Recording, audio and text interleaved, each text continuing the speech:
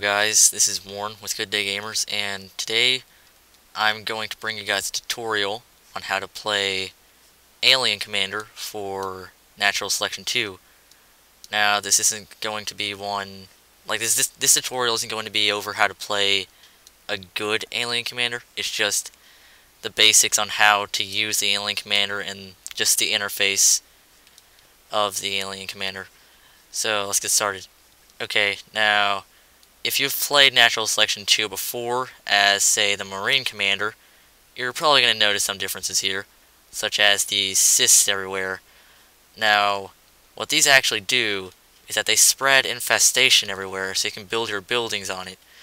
Now, in order to build these, you just either click on the icon down here, or you press the A button.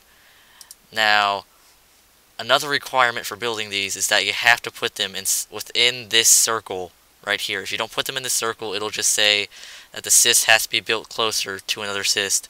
So make sure you always put them in the circle. Now, once these cysts reach 100% maturity, such as these right here, they get this skill called Rupture.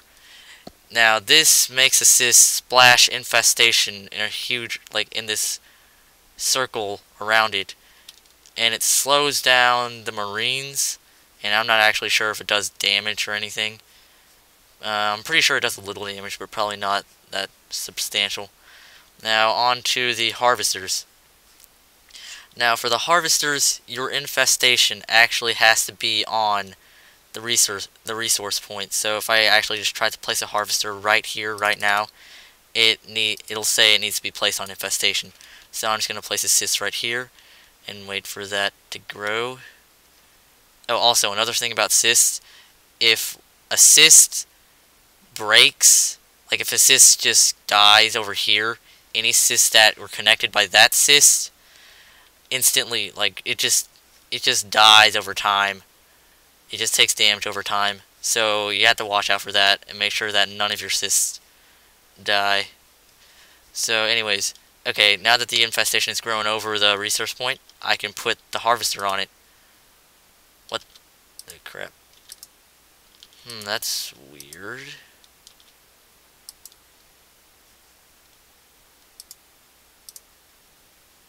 Huh. Well, I have no idea what that's about. It usually just lets you place it there. Well, that's usually how you place.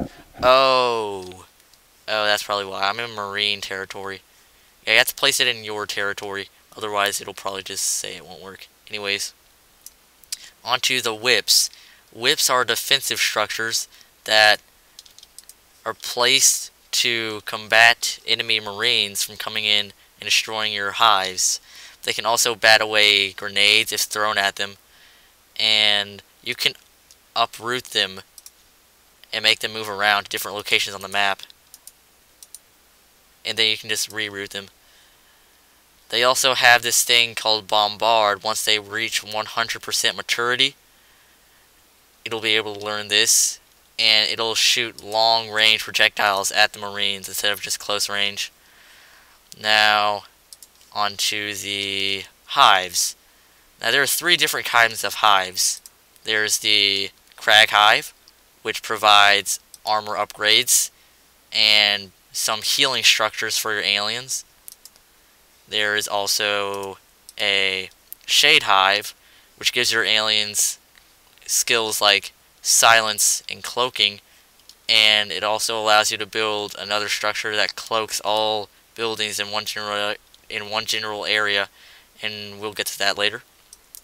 And lastly, there is the Shift Hive, which allows your aliens to upgrade their celerity and some other skill. I forgot what it was called. It might just pop up later. Anyways, now onto the advanced buildings. Now these buildings you have to have either a Shade Hive, a Crag Hive, or a Shift Hive to build. The Crag Hive allows you to build the Crag. Now what the Crag does is it heals units in that area by emitting this weird green stuff. Now, you can use a heal wave, which rapidly regenerates units' health in that certain area. Okay, now the other thing that the Crag Hive does is it allows you to build a shell. The shell it's basically your upgrade structure. Now, you can't just upgrade both the carapace and regeneration with just one shell. You actually have to have two. So you just click on this, and you either choose carapace or you can choose regeneration. Now that we're done with that, I'm going to go on to the Shade Hive. Now the Shade Hive allows you to build a shade, which cloaks all your units in that general area, and a veil, which is your upgrade structure. Now, as soon as this... Yeah, ink is what... Oh, that kind of grants your aliens, like... It makes it harder to see for the Marines. Okay, now I'm just going to go on to the upgrade structures. Now, from the veils, you can upgrade either silence or camouflage. Now, that's all there really is for the Shade Hive. On to the Shift Hive. Now, what these do, it allows you to build a shift, which allows your units to regenerate energy, and I think health faster. Oh, nope, just energy. And you can build a spur, which is your upgrade structure. Now, this can also create eggs in the general area, so you can just... If you can get a Shade Hive, like just outside your enemy base somewhere, you can just spam eggs and just send your units in there and just destroy their base. Now, onto the spurs, you can upgrade celerity or adrenaline. And that's basically it for the hives. Oh, wait, no. Above the hives, there will be these two icons, or this little thing called life form evolution. Now, what this does is gives your aliens active abilities such as leap, biobomb, gorge tunnels, spores, blink, and stomp. Now, I'd highly recommend that you upgrade leap and biobomb. Gorge tunnels is optional. Spores, that's kind of important, but not really important. Blink, yeah, I'd recommend getting blink if there are a lot of fades on your team. Stomp, it's not unheard of that an Onos goes without stomp, so just get that if you're like swimming in resources or something. Okay. Now, that's weird. We've covered a lot, actually. So, you've probably noticed this thing down here called maturity. Now, the longer your alien structures stay out, the faster, or not the faster, the more maturity it gains. Once it reaches 100% maturity, it'll be able to do certain things, like the shift will be able to transform into an echo. And this gives your team a big advantage. Now, say you're building, like, a whip, but you don't want to wait for its maturity to get to 100%, or you don't want to wait for it to build. Well, there's this thing called nutrient mist. It makes them grow, it makes them mature faster, and makes them build faster for 15 minutes. So that's also a useful thing to use whenever you really need upgrades and you're in a desperate situation. And another active commander ability would be Bone Wall. This actually blocks off a certain area, like it just summons pretty much a wall of bones, as the name explains, but you just click on infestation and bones will just come out of the ground. It doesn't do any damage at all, but it just blocks the Marines, and it could save some of your units time and some time. Now, these three buttons are practically useless. I mean, if you just press A and click here, if you're lucky, your units might go to help, but usually they don't. So I rarely even use those. I just talk through my microphone because it's much more effective. Now, I think that's all. Oh, wait, no. I forgot to talk about the drifters.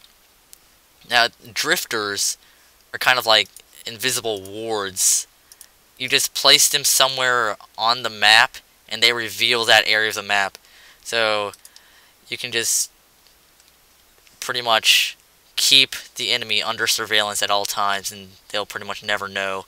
Well, unless they walk into the drifter, that'll reveal them. Now, I feel like there's one more thing that I'm forgetting.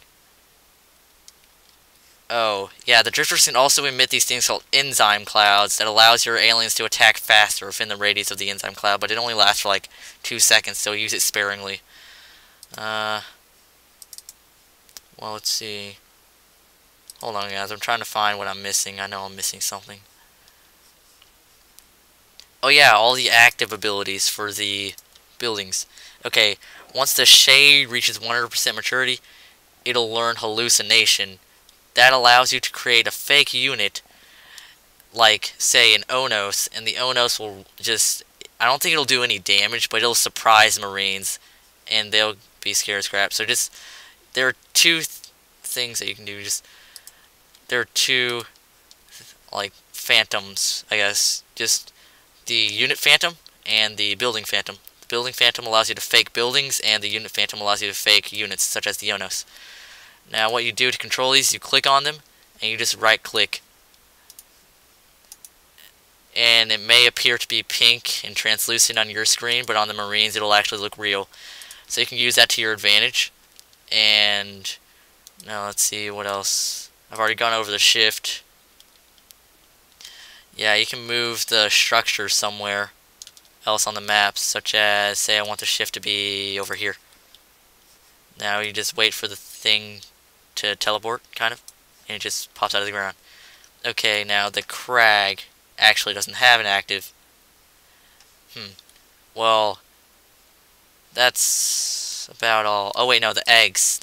They can, sometimes if your teammates can't support themselves with their own personal resources, you can actually make it to where these eggs are actually designated towards a certain alien. So say you want an Onos egg. Well, if you make that, then an alien can come up to that and press E, and he would automatically become an Onos free of charge. And that's actually about it for the aliens. If you like the video, click the like button below, and don't forget to comment and subscribe. Thanks, guys, and I might be doing another video on some strategies for the commanders. And yeah, that's all I have to tell you guys for now. So if you like the video, just don't forget to like, and see you guys later. Bye.